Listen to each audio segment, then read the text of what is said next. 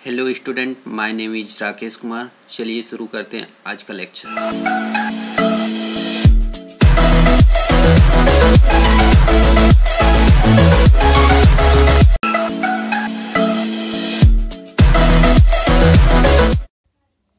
यह file system management का दूसरा वीडियो है जिसमें हम डिस्कस करेंगे फाइल सिस्टम स्ट्रक्चर के बारे में। जो फाइल सिस्टम होता है वो कहाँ स्टोर होता है? सेकेंडरी मेमोरी में, मतलब हार्ड डिस्क में स्टोर किया जाता है। तो जब हार्ड डिस्क में स्टोर किया जाता है तो इसमें दो प्रॉब्लम एराइज होती है। पहला प्रॉब्लम ये होता है कि हमें बताना पड़ता है कि किस तरह का फाइल है, कि रीडेबल है, कि राइटेबल है, कि दोनों है। और दूसरा प्रॉब्लम ये है कि जो सेकेंडरी स्टोरेज में स्टोर है तो उसको रीड करने, एक्सेस करने के लिए प्राइमरी मेमोरी में लाना पड़ता है। तो उसकी मैपिंग करनी पड़ती है कि लॉजिकल टू फिजिकल ब्लॉक की मैपिंग करनी पड़ती है। तो इन्हीं सबको डिस्कस करने के लिए आज हम पढ़ने वाले हैं फाइल सिस्टम स्ट्रक्चर के बारे में, जिसमें हम डिस्कस करेंगे कि एक फाइल कैसे कैसे वर्क करता है। जो फाइल सिस्टम का मैनेजमेंट है वो ओएस में लेयर्ड वाइज होता है, कि जो ओएस होता है वो लेयरिंग अप्रोच को अप्लाई करता है। तो कुछ पॉइंट हम नोट किए हैं, उसके बारे में पहले देख लेते हैं। File system provide efficient access to the disk by allowing data to the stored, located and retrieve in the convenient way. जो फाइल सिस्टम है वो हमारे पास सेकेंडरी मेमोरी में स्टोर होता है। तो फाइल सिस्टम मैनेजमेंट के द्वारा हम उस फाइल को कन्वीनियंट, इफिशियंट वे में एक्सेस करना चाहेंगे। क्यों एक्सेस करेंगे? क्योंकि उस फाइल में हमारे पास डाटा पड़ा है। डाटा का यूज कहां आके होगा? मेन मेमोरी में होगा। A file system must be able to store the file, locate the file and retrieve the file। जो फाइल सिस्टम होता है वो क्या होता है? फाइल को स्टोर कर सकता है, लोकेट कर सकता है, रिट्रीव कर सकता है। ये सब फाइल मैनेजमेंट का काम है। तो ज्यादातर ओएस क्या करते हैं? लेयर अप्रोच रखते हैं। तो हर एक लेयर का कुछ ना कुछ फंक्शन होगा, कुछ ना कुछ फंक्शनैलिटी होगी, कुछ ना कुछ एक्टिविटीज होगी। तो इन्हीं सब के बारे में पढ़ने वाले हैं। तो जो हमारे पास ओएस में फाइल सिस्टम स्ट्रक्चर दिखता है कुछ इस टाइप का दिखता है, कि जो एप्लीकेशन प्रोग्राम लेयर है, लोकल फाइल सिस्टम है, फाइल ऑर्गेनाइजेशन मॉड्यूल है, बेसिक फाइल सिस्टम है, आईओ कंट्रोल है, डिवाइस है। इन जो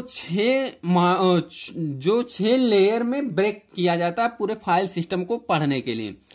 अगर कोई एप्लीकेशन प्रोग्राम किसी फाइल की रिक्वेस्ट करती है तो वो रिक्वेस्ट कहाँ जाती है? लॉजिकल फाइल में। लॉजिकल फाइल सिस्टम में क्या पड़ा रहता है वो मेरे पास?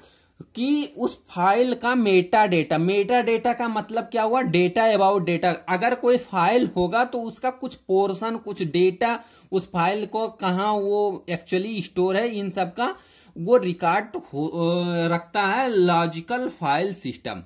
तो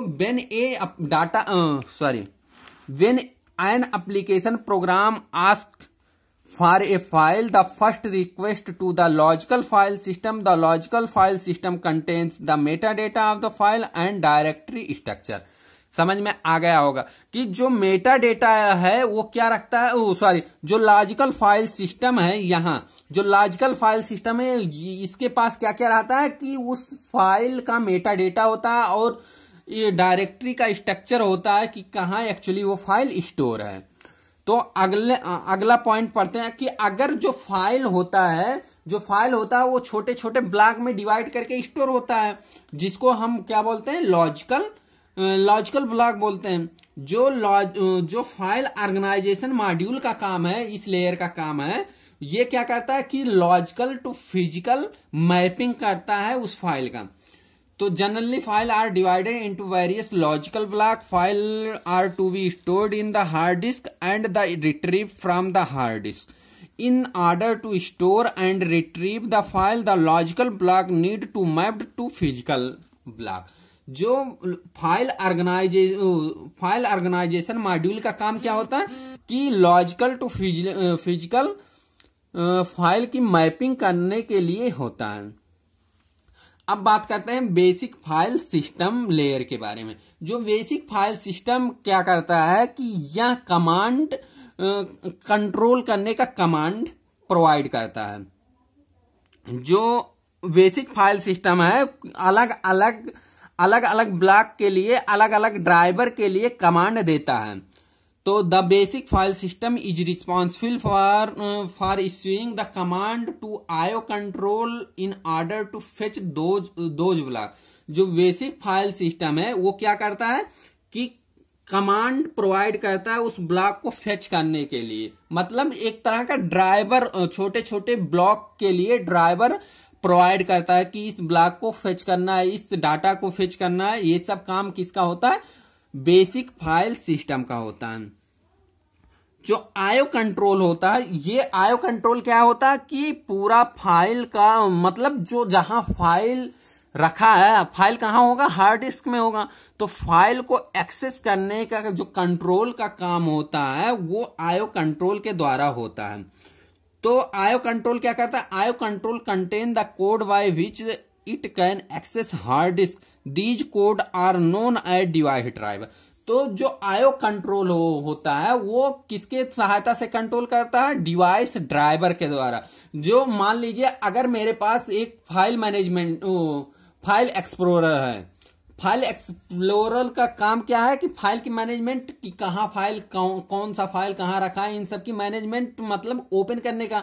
अगर वो फाइल एक्सप्लोरर को हम रिक्वेस्ट करते हैं कि हमें इस पर्टिकुलर फाइल को ओपन करना है, तो वो फाइल एक्सप्लोरर के जो डिवाइस ड्राइवर है, मतलब फाइल एक्सप्लोरर के जो ड्राइवर है उसकी सहायता से उस फाइल को ओपन करने का कंट्रोलिंग का काम कौन करता है? IO control. These code are known as device driver. IO control are also responsible for handling interrupt. अगर कोई इंटरप्ट जनरेट होता है तो उसको हैंडल करने के लिए भी जो IO कंट्रोल होता है, मतलब IO कंट्रोल में बेसिकली क्या होता है? डिवाइस ड्राइवर होता है। तो उसका रिस्पॉन्सिबल किसकी है?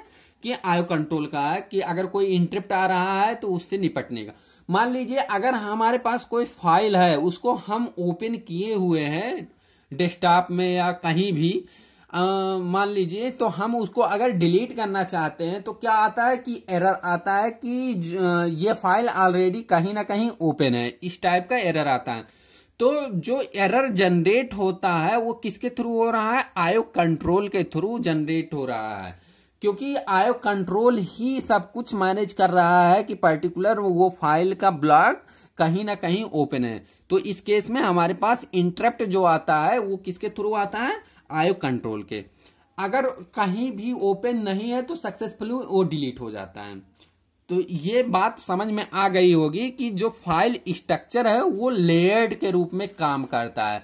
जैसा कि हम लोग देख चुके हैं कि जो कोई भी कंप्यूटर नेटवर्क डिवाइस होता है वो भी लेयर अप्रोच को फॉलो करता है। मतलब जो नेटवर्किंग सिस्टम में, हमें नेटवर्किंग के बारे में ज्यादातर बात नहीं करना, हमें OS के बारे में सिर्फ देखना है। जो फाइल सिस्टम होता है वो लेयर्ड अप्रोच में होता है।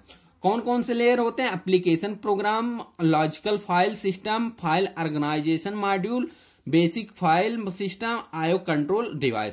ये अलग अलग लेयर का अलग अलग रिस्पॉन्सिबिलिटी है, अलग अलग एक्टिविटीज है। इन्हीं सब के बारे में अभी हम लोग देख चुके हैं। तो आज के लिए बस इतना ही। तो इस वीडियो को ज्यादा से ज्यादा शेयर करिए और वीडियो देखने के लिए थैंक यू।